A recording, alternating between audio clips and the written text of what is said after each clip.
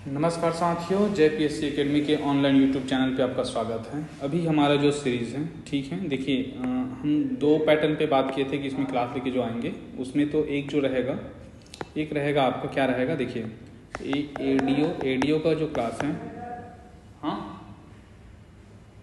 ADO का जो class रहेगा वो आपका दो सेशन में रहेगा। एक तो रहेगा एनआरएलएम और एक जो रहेगा योजनाएं, ठीक है, योजनाएं। अब दो एनआरएलएम भी रहेगा, वो दो टाइप का हम लोग पढ़ा रहे हैं। एक तो हम लोग पढ़ा रहे हैं क्लास बाय क्लास और एक हम लोग क्या करा रहे हैं, एमसीक्यू करा रहे हैं, ठीक है। तो ये दोनों जो क्लास हैं ये कंप्लीट हो चुका है, अब ये बचा हुआ है, इसी को हम क्या करेंगे, एक सीरीज़ के रूप में लेके आएंगे, ठीक है। इसके साथ ही हमारा जो पार्ट है योजना, उसमें हमारा आरटीआई हो गया, ग्रामीण विकास हो गया, ठीक है, ग्रामीण विकास हो गया, ये सारा चीज़ आपको क्या करेंगे, लाइन टू लाइन मिलते रहेंगे, ठीक है। ये चीज़ हो गया। इसके साथ ही आपके अभी और क्या मिल रहा है, तो देखो छत्तीसगढ़ का जो एमसीक्यू सीरीज़ है वो पूरा टॉपिक वाइज मिला गया आपको, ठीक है। इसके साथ ही आपको जो हिंदी की क्लास है वो हिंदी की क्लास भी आपको क्या मिल रहा है, क्लास बाय, और उसके साथ ही आपका एमसीक्यू के रूप में मिल रहे हैं, ठीक। अब क्या मिल रहा है बोलेंगे, तो इसमें हमारा जो जीएस का पार्ट है, जीएस का पार्ट, उसमें आपको देखने को मिलेगा कि इसमें करेंट अफेयर भी आपको देखने को मिलेगा, ठीक है। तो इस प्रकार हमारे एक होल ब्रांच है जो पूरा एक कोर्स को कंप्लीट कराने का एक दायित्व लिए हैं, जो हम लोग कंटिन्यू करा रहे हैं। बस आपको क्या करना है, कंटिन्यू क्लास अटेंड करना है, ठीक है। चलिए तो शुरुआत करते हैं। हमारा जो टॉपिक हो जाएगा एडीओ, ओके, एमसीक्यू, और आज का जो टॉपिक है वो है आपका पशुपालन का जो वीडियो है हम लिंक डिस्क्रिप्शन में डाल देंगे, आप जय पीएससी एकेडमी में जाके पूरा टॉपिक को कर सकते हैं, ठीक है। तो चलिए सबसे पहला जो आज का क्वेश्चन है, भारतीय पशु चिकित्सा विज्ञान अनुसंधान संस्थान कहाँ है। तो ये एक टॉपिक है जिसको मैंने क्या किया था, भारत में मैप के अनुसार से मैंने क्या किया था, ऐसे बना के रखा था, ठीक है। अगर हम लोग ये बात करें कि क्या क्या चीज़ें हैं, देखिए चेन्नई, जैसे चेन्नई दिया हुआ है, चेन्नई में क्या है, यहाँ पे चेन्नई पे चमड़ा अनुसंधान केंद्र है, क्या है, चमड़ा अनुसंधान केंद्र है, ठीक है। अंबिका नगर दिया हुआ है, अंबिका नगर राजस्थान में है, अंबिका नगर में, और यहाँ पे क्या है, भेड़ व ऊन अनुसंधान केंद्र है, क्योंकि जो भी चीज़ें होती हैं उसके आसपास ही रहती हैं, यही जो आसपास है उसी के आधार पे वहाँ पे क्या बनता है, अनुसंधान केंद्र बनता है, ठीक है। तीसरा जो पार्ट है इज्जत नगर में सबसे ज़्यादा पशु रहते उत्तर प्रदेश में, तो यहाँ से आपको क्या याद रखना है, पशु चिकित्सा विज्ञान, क्या हो जाएगा, पशु चिकित्सा विज्ञान केंद्र। और एक है मखदुम कहाँ, उत्तर प्रदेश में है, और मखदुम से याद रखना है आपको, यहाँ पे क्या है आपका, तो यहाँ पे बकरी पालन केंद्र, बकरी अनुसंधान केंद्र, अनुसंधान। तो एक जानवर को उसकी प्लेस से आधार करिए, भेड़ व ऊन के लिए आप जाएंगे अंबिका नगर, चमड़ा के लिए जाएंगे आप चेन्नई, और मखदुम के लिए जाएंगे आपको पर्टिकुलर ये जो रहेगा बकरी के लिए, और इज्जत नगर जो रहेगा पशु चिकित्सा विज्ञान संस्थान है, ठीक है। इस प्रकार फाइनल आंसर इसका क्या हो जाएगा, बी हो जाएगा, ठीक है, ओके।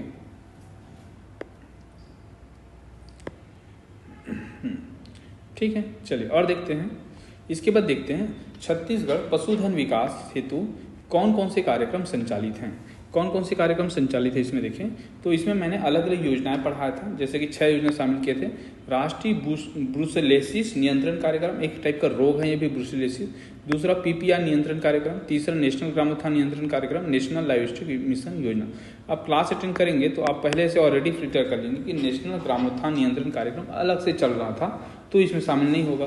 अब 1 है, 2 है, 4 है, 1 2 3 है, तो ये गलत हो जाएगा। जो 3 आएगा वो पूरा गलत है, ये भी गलत हो जाएगा। तो फाइनल आंसर क्या होगा, 4, ठीक है। तो इसका फाइनल आंसर क्या होगा आपका, सी होगा, 1 2 4। तो देखिए राष्ट्रीय ब्रुसेलोसिस नियंत्रण कार्यक्रम जो था, देखिए जून 2001 में हमने क्या किया, पशुधन विकास अभिकरण का गठन किया। तो राष्ट्रीय ब्रुसेलोसिस नियंत्रण कार्यक्रम जो था वो एनसीपीबी बोलते हैं, जिसको 4 से 8 माह पे, ठीक है, जैसे कि जो बछिया होता है गाय का या फिर जो बैल का, भैंस का, उसके लिए ये नियंत्रण कार्यक्रम, ताकि उसको ब्रुसेलोसिस रोग ना हो सके। दूसरा जो पीपीआर नियंत्रण कार्यक्रम है वो पीपीआर सीपी बोलते हैं, जिसको बकरी को नियंत्रण करने के लिए था, बकरी में वायरस ना फैले करके। और तीसरा जो था नेशनल लाइवस्टॉक स्टॉक मिशन, ये एनएलएम के तहत, जिसमें व्यावसायिक बकरी पालन पे फोकस किया जाता है, ठीक है, व्यावसायिक बकरी पालन पे, ओके। तो इसका फाइनल आंसर क्या हो जाएगा, 1 2 4। राष्ट्रीय गोकुल मिशन योजना का प्रारंभ कब किया गया, तो राष्ट्रीय गोकुल मिशन योजना जो चालू था, ये कब चालू था, 20 जुलाई 2014 से प्रारंभ था गोकुल मिशन योजना। गोकुल मिशन योजना में क्या करते हैं, पर्टिकुलर क्या करते हैं हम लोग, एक ऐसे ना गांव के प्रति एक गठान बना देते हैं, ताकि ऐसे ऐसे हम लोग ये क्या करेंगे, सेट बनाएंगे, और उसी सेट में अपना क्या होता है, आप पशुओं को भेज सकते हैं, ठीक है। ये एक राष्ट्रीय योजना है। और जो पहला एक गोकुल धाम बना हुआ था, झालम पे बना था। एक नगोई याद रखना है, नगोई, ठीक है, नगोई और झालम, ये दोनों गोकुल मिशन के लिए फेमस है, ठीक है। 20 जुलाई 2014।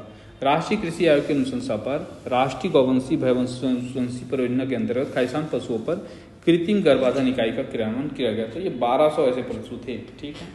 मतलब राष्ट्रीय कृषि आयोग की अनुशंसा ने किया कि गौवंशी और भैंसवंशी परियोजना के अंतर्गत पशुओं पर एक कृत्रिम गर्भाधान बनाया जाए, आर्टिफिशियल उसका जो गर्भाधान है वो कराया जाए। ऐसे 1200 प्रत्येक 1200 पशुओं पर एक लोग को करवाया जाएगा, प्रत्येक 1200 पशुओं पर एक लोग को कराया जाएगा, ठीक है। अब आता है ग्रीन मिल्क की शुरुआत कब की गई। तो ग्रीन मिल्क की शुरुआत है 28 दिसंबर 2013। इसको बताया था क्या होता है कि कोई भी चीज़ जैसे मिल्क हो गया उसमें प्रोटीन मिला दिए, जिकोरी मिला दिए, नील मिला दिए, खाद्य मिला दिए, ठीक है, प्रीति मिला दी, ये सारा चीज़ों को मिला के जब हम उपयोग करते हैं तो उसे हम बोलते हैं green milk. Green milk actually क्या है, तो ये मैसूर में बन रहा है जहाँ पे खाद्य तकनीकी संस्थान है, तो वही फूड प्रोसेसिंग सिस्टम के आधार पे इसको क्या बनाया जा रहा है, ग्रीन मिल्क बनाया जा रहा है, ठीक है। 18 जुलाई 2013। आते हैं राष्ट्रीय गोकुल मिशन के योजना कब चालू, 20 जुलाई हो गया, ठीक है, ये भी हो गया, ये भी हो गया। अब देखते हैं पशुधन बीमा योजना के अंतर्गत नक्सल प्रभावित क्षेत्रों में कितने प्रतिशत की बीमा स्वीकृत की गई है। तो इसका आंसर क्या है, 60 से 80% की बीमा पशुधन बीमा योजना के अंतर्गत, ठीक है। पशुधन बीमा योजना के अंतर्गत क्यों, क्योंकि यहाँ के जो जानवर होते हैं, जानवर क्या होते हैं, शेर होते हैं, ठीक है, या भेड़िया होता है, ये सब के सब क्या करते हैं, ये जो हमारा जो पशुधन बीमा होता है, ठीक है, पशुधन बीमा, इसके अंतर्गत बहुत सारे पशु होते हैं, इसी को क्या करते हैं, इससे लड़ाते हैं, ठीक है। तो पशुधन बीमा योजना के अंतर्गत नक्सल प्रभावित क्षेत्रों में कितने प्रतिशत की बीमा, और वहाँ से अगर उसको लॉस होता है तो उसको बीमा मिलता है 60 से 80% तक है, ठीक है।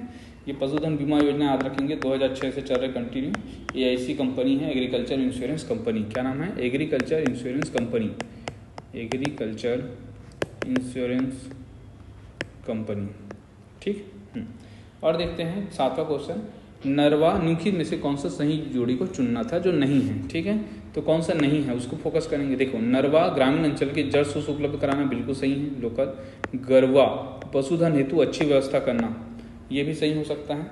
घुरवा देख लो, घुरवा उर्वरक को बोलते हैं जो गोबर फैला या फिर खाद्य बनाने का काम आता है। और बारी क्या होता है, तो बारी दूध उत्पादन में वृद्धि होता था, ठीक है। यहाँ पे ये चीज़ें गलत हो जाएगा, जबकि बारी क्या है, घर में जो उद्यानिकी है, ठीक है, उद्यानिकी को प्रमोट करने के लिए हम बाड़ी लगाते हैं, जिसमें बहुत सारे सब्जी लगाते हैं, क्या लगाते हैं, सब्जी लगाते हैं, ठीक है। इस प्रकार इसका आंसर क्या होगा, डी गलत होगा। दूध उत्पादन में वृद्धि करना बाड़ी का काम नहीं है, ठीक है। 8वां क्वेश्चन, उन्नत मादा वत्स्य पालन योजना अंतर्गत ST/SC वर्ग के हितग्राहियों का कितना 1000 रुपये का ये है। तो ये 18,000 रुपये का आपका क्या है, पर्टिकुलर चार्जेस है, ठीक है। कि वत्स्य पालन योजना अंतर्गत अगर ST/SC के हैं तो 18,000 रुपये दिया जाता है, ठीक है, उन्नत मादा के लिए। एक क्वेश्चन है, गौठान स्वयं सहायता समूह द्वारा तैयार किया गया वर्मी कंपोस्ट को किन के माध्यम से बेचा जाता है। बहुत इंपॉर्टेंट क्वेश्चन है, ये सहकारी समिति के माध्यम से। देखिए इसका प्रोसेस कैसा होता है हम लोग देखते हैं। सबसे पहले अगर हम लोग बात करें कि एक्चुअली ये सिस्टम है, ठीक है। इस सिस्टम में सबसे पहले हम लोग डालते हैं ग्राम पंचायत को। ग्राम पंचायत क्या करता है, तो ये किसानों से जमीन लेता है, क्या लेता है, किसानों से गोबर लेता है, ठीक है। कई किसान क्या करते हैं, इसको नहीं देते हैं, कई किसान क्या करते हैं, डेली ग्राम पंचायत में जमा करते हैं। अब ग्राम पंचायत क्या करेगा, SHG समूह को, स्वयं सहायता समूह को किसी पहचान को देता है, ठीक है। और SHG वाले क्या करते हैं, उसको वर्मी खाद बनाते हैं, क्या करते हैं, वर्मी खाद बनाते हैं। इसमें क्या करेंगे, चारा डालेंगे, केचुआ डालेंगे, सारा चीज़ डालते हैं। इसके बाद जब बन जाएगा तो इसी को क्या करेंगे, तौल के किसको देते हैं, ये समिति को देते हैं, ठीक है। तो ये तौल को क्या करेगा, ये सहकारी समिति को देगा, सहकारी समिति को। और ये जो समिति होता है इसी को पूछा गया था, ठीक। क्या पूछा, देखो, गौठान स्वयं सहायता समूह द्वारा तैयार किया गया वर्मी कंपोस्ट को किसके माध्यम से बेचा जाएगा, तो सहकारी माध्यम से बेचा जाएगा। अब ये सहकारी समिति क्या करेगा, किसानों को फिर बेचेगा, ठीक है, किसानों को बेचेगा। इस प्रकार आपको याद रखना है सहकारी समिति। आगे एक क्वेश्चन है, बकरी के दूध के लिए किन तत्वों की प्रचुर मात्रा पाई जाती है। तो बकरी के दूध के लिए आयरन और पोटेशियम पाया जाता है, ठीक है, ये बताया था। बकरी के दूध में किसकी प्रचुरता होगी, आयरन और पोटेशियम का रहेगा, ठीक है। और देखते हैं जैसे कि मैग्नीशियम देखते हैं, क्लोरोफिल के लिए इंपॉर्टेंट है, क्लोरोफिल, ठीक है। ओके, सोडियम मिट्टी के तेल में क्यों नहीं रखते, ये क्वेश्चन आता है। आयरन, पोटेशियम हो गए, कैल्शियम हो गए, जो दूध के लिए फेमस होते हैं, ठीक है। और निम्नलिखित में से कौन सा एक रेशम का प्रकार नहीं। तो रेशम के बहुत सारे प्रकार होते हैं, एक होता है मूंगा, ठीक है, एक टमाटर से याद रखना टसर, ठीक है, एक मलबरी से याद रखना मलबरी, और 2-3 और टाइप होते हैं जो कि याद नहीं आ रहा है। लेकिन रेशम का प्रकार कौन सा नहीं, तो टसर है, ईरी है और मूंगा है, इनमें से कोई नहीं आएगा आंसर, फाइनल आंसर डी, ठीक है। ग्रीन मिल्क के निर्माण में कौन कौन से तत्वों को निर्माण किया जाता है? तो ग्रीन मिल्क अभी बताया था जस्ट, घुलनशील प्रोटीन रहेगा डेफिनेटली, ठीक है, जीकोरी रहेगा, ये भी रहेगा, और मशरूम भी रहेगा, तो ये ग्रुप सभी हो जाएगा, ठीक है। जितने सारे नील हरी शैवाल हैं, ये सारी चीज़ भी आपका ग्रीन मिल्क में आता है, ठीक। और देखते हैं,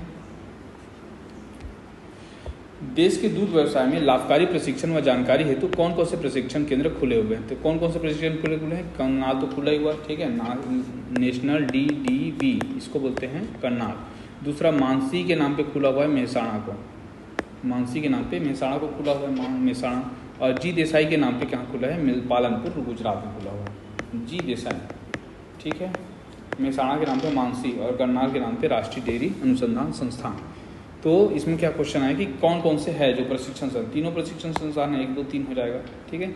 नवीन सुकर पालन प्रक्षेत्र की स्थापना किस जिले में की है? देखो नवीन सुकर पालन जो है वो एक्चुअली डेफिनेटली कुनकुरी में हुई है, लेकिन इससे पहले 2 ठोका और हैं, एक को बोलते हैं हम लोग, एक को बोलते हैं सकोला और एक को बोलते हैं परचमपाल। परचमपाल कहाँ पे? अंबिकापुर पे, ठीक है, और सकोला कहाँ पर है? तो ये बस्तर पे है, ठीक है। तो ये दोनों आपको याद रखना है सुकर पालन के लिए। अभी तीसरा जो बना हुआ है कुनकुरी बना हुआ है, सकोला परचमपाल और कुनकुरी, ठीक है।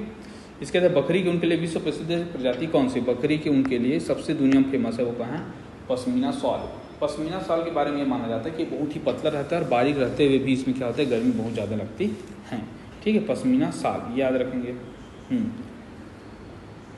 ठीक है। अंगोरा बही वाले सब पढ़े थे हाई प्रजाति में। भारतीय लाख अनुसंधान संस्थान कहाँ पर है? तो ये है रांची में। लाख कहाँ पर है? रांची में, ठीक है, ओके। भारत में सर्वाधिक मुर्गी पालन किस राज्य में किया जाता है? भारत में सर्वाधिक मुर्गी पालन किस राज्य में किया जाता है? आंध्र प्रदेश में किया जाता है। सबसे ज़्यादा सब्जी कहाँ किया जाता है? उत्तर प्रदेश में किया जाता है, ठीक है। सबसे ज़्यादा तेल कहाँ किया जाता है? तो राजस्थान में किया जाता है। डेयरी उद्यमिता विकास योजना के अंतर्गत सामान्य वर्ग के हितग्राहियों को कितना प्रतिशत अनुदान? तो जनरली ये जो डेयरी उद्यमिता विकास योजना है इसके अंतर्गत जनरल को 50%, ST SC वाले को 66.6% का आपको अनुदान मिलता है आधुनिक डेयरी फार्म के लिए, ठीक है। तो 50% रहेगा जनरल के लिए। राष्ट्रीय डेयरी योजना के अंतर्गत में से किन राज्यों का दूध उत्पादन किया जा रहा है? ठीक है, तो किन राज्यों में दूध उत्पादन किया जा रहा है? ठीक है, तो इसमें अगर देखें तो देखो इसमें सभी आएगा क्योंकि महाराष्ट्र में भी चल रहा है, हरियाणा में भी चल रहा है, आंध्र प्रदेश में भी चल रहा है, ठीक है। विश्व अंडा दिवस कब मनाते हैं? तो एकदम फैक्चुअल है, ऐसे क्वेश्चन भी आते हैं। अक्टूबर माह के दूसरे शुक्रवार को विश्व अंडा दिवस मनाते हैं, ठीक है, ये भी याद रखेंगे, ओके। राष्ट्रीय गौ पशु और भैंस प्रजनन परियोजना कब प्रारंभ किया गया था? तो ये चालू किया गया था अक्टूबर 2000 को, ठीक है, गौ पशु और भैंस प्रजनन परियोजना, ठीक है। उसके बाद आता है 22 और 22 में हम लोग देखेंगे आजीविका रक्षक योजना किससे संबंधित है? आजीविका रक्षक योजना किससे संबंधित है? तो ये भी भेड़ पालकों के संबंधित हैं, ठीक है। भेड़ पालकों को संबंधित क्या है आपका? आजीविका रक्षक योजना, आजीविका रक्षक योजना याद रखेंगे, ठीक है। ओके, देखिए अब देखते हैं खालिस्तान के समूह को जिससे कृषि संबंधित परिवेश में भोजन, रेशे और श्रम। देखिए 3 चीज़ आपको किससे मिलता है बोल रहे हैं, एक तो भोजन मिलता है, एक तो मिलता है रेशा मिलता है, और क्या मिलता है? श्रम मिलता है। तो ये तीनों चीज़ को अगर बात करें तो कौन सा है? देखो भैंस से हम बात करें तो भैंस से हमें क्या मिलेगा? रेशा नहीं मिलता है, ठीक है। भैंस से रेशा मिलता है क्या? नहीं मिलता है, ठीक है, मतलब भैंस से रेशा नहीं मिलेगा। एक से अधिक पशुओं के समूह को गाय से, तो गाय से हम लोग बात करें तो भोजन तो मिलेगा दूध के रूप में, श्रम भी मिलेगा, लेकिन इसमें भी रेशा नहीं मिलेगा। लेकिन अगर हम बात करते हैं भेड़ का, तो भेड़ का क्या मिलेगा? देखो अगर हम लोग भेड़ से बात करें तो भेड़ से हम लोग क्या क्या निकाल सकते हैं? भेड़ से जैसे कि भोजन प्राप्त कर सकते हैं उसके दूध और उसके मांस से, रेशे से उसे रेशम प्राप्त कर सकते हैं, और श्रम के लिए भी उपयोगिता है, ठीक है, कुछ कुछ काम करा सकते हैं। तो ये तीनों जगह से आपको जो आता है वो भेड़ भी आता है या एक से अधिक पशु भी आता है। तो इसका आंसर जो आ जाएगा एक से अधिक पशुओं के समूह को हम ऐसे पालतू बना सकते हैं जिससे भोजन मिले, रेशम मिले और श्रम मिले, ठीक है। 24 नंबर का क्वेश्चन है कि जनगणना के आधार पर बताया कि पशु जनगणना के आधार पर कौन सा युग सुमिलित नहीं है, ठीक है। तो देखिए इसमें जो है कृत्रिम गर्भाधान केंद्र की संख्या कितना है? कृत्रिम गर्भाधान केंद्र टोटल छत्तीसगढ़ में कितना है? 22 है, ठीक है। कृषि उपकेंद्र की संख्या कितना है? तो 248 है कृषि कृत्रिम उपकेंद्र, ठीक है। पशु चिकित्सालय कितना है, तो 341 एक्चुअली कितना है 341, इस प्रकार ये 300 दिया है, ये गलत हो जाएगा। पशु औषधालय क्या हो जाएगा 829 हो जाएगा। ये हायरार्की ऐसे ही चलता है, सबसे बड़ा होता है कृत्रिम गर्भाधान, उसके बाद कृत्रिम उपकेंद्र, उसके बाद पशु चिकित्सालय, जैसे जिला चिकित्सालय था वैसे पशु चिकित्सालय होगा, उसके नीचे में होगा पशु औषधालय जो नॉर्मल हॉस्पिटल होता है, ठीक है। तो 341 वाला गलत है। 25 नंबर क्वेश्चन है, गोधन न्याय योजना का प्रारंभ किस स्थान से किया गया। तो गोधन न्याय योजना के बारे में आपको याद रखना है। सबसे पहले तो ये बिहार जो गौठान है रायपुर का, वहाँ से शुरुआत किया गया था। कब चालू हुआ था, तो आपको याद रखना है कि 28 जुलाई, ठीक है। गोधन न्याय योजना हरेली के दिन शुरुआत हुआ था, ठीक है। 21 जुलाई था ये, 21 जुलाई को आपको 2020 को शुरुआत हुआ था, जिसके तहत देखिए 6 रुपये में आपका सुपर प्लस में, ठीक है, 6.5 रुपये में सुपर कंपोस्ट खाद और 10 रुपये में वर्मी कंपोस्ट खाद की बिक्री होती है, प्लस 2 रुपये केजी के हिसाब से गोबर की खरीदी की जाती है, ठीक है। तो ये भी याद रखेंगे, 2 रुपये केजी के हिसाब से गोबर की खरीदी करेंगे, 10 रुपये में वर्मी कंपोस्ट बेचेंगे, 6.5 रुपये में आपका जो बेचेंगे वो सुपर कंपोस्ट और 6 रुपये में सुपर प्लस याद रखेंगे, सुपर प्लस, ठीक है। तो ये आपको याद रखना है, बिहार रायपुर, ठीक है। आगे देखते हैं, मतलब आपको ये क्वेश्चन जो है वो आपको दिखाते हैं कि कोई भी जो योजना है वो शुरुआत कहाँ से हो रहा है, ठीक है। ओके, एक क्वेश्चन है आपका, विदेशी नस्ल की गायों में भारतीय जलवायु के लिए कौन सी संकर प्रजाति सबसे उपयुक्त है। तो विदेशी नस्लों में गायों में बोल रहे हैं, ठीक है, गायों में तो अंगोरा जो होता है वो क्या होता है, भेड़ होता है, ठीक है। कोरियाडोल और जीनस तो अलग ही हैं, तो जर सिंधी बोलते हैं, सिंधी गाय बोलते हैं। तो ये एक संकर प्रजाति जो सबसे बेस्ट है भारतीय अनुकूल के लिए, सिंधी गाय, ठीक है, जर सिंधी। क्वेश्चन नंबर 27, राजस्थान के अंबिकानगर में और सूरतगढ़ में, ठीक है, देखो 2 जगह दिखा रहा है, सूरतगढ़ और अंबिकानगर, इन दोनों में कौन सा केंद्रीय अनुसंधान संस्थान स्थापित है। तो इसका आंसर जो आ जाएगा वो आ जाएगा भेड़। यहाँ पे क्या है आपका पर्टिकुलर अंबिकानगर कहाँ पर है, ये राजस्थान में है, और एक है सूरतगढ़, ये दोनों भेड़ अनुसंधान के लिए फेमस है। भैंस के लिए आपका हिसार हरियाणा फेमस है, हरियाणा, और ऊँट के लिए आपको आना है बीकानेर राजस्थान, ठीक है, और बकरी के लिए मथुरा, ठीक है, उत्तर प्रदेश। ये चीज़ आपको अनुसंधान में याद रखना है, ठीक है। 28 क्वेश्चन है, 28 नंबर का, मांस के लिए बकरी की सर्वश्रेष्ठ प्रजाति कौन सी है। तो बलूची याद रखना है, जो बकरी की सबसे अच्छा प्रजाति है बलूची, ठीक है। एक क्वेश्चन है, राष्ट्रीय डेयरी योजना के अंतर्गत कितने राज्यों में दूध उत्पादन का कार्य किया जाता है। तो ये भी पढ़ाया था मैं क्लास में, 14 राज्यों में, ठीक है। इस प्रकार हमारा टोटल जो 29 क्वेश्चन जो हैं वो पशुपालन से वो सारे हमारे क्या होते हैं, खत्म होते हैं, ठीक है। इस प्रकार हमारे चैनल को लाइक कीजिए, शेयर कीजिए, सब्सक्राइब कीजिए, ताकि आपको ज़्यादा से ज़्यादा, ठीक है, एडीओ के जो एमसीक्यू हैं वो आपको मिल सके, ठीक है। ऑफ सीजन में आपको एमसीक्यू सीरीज भी देखना चाहिए, ठीक। Okay, thank you.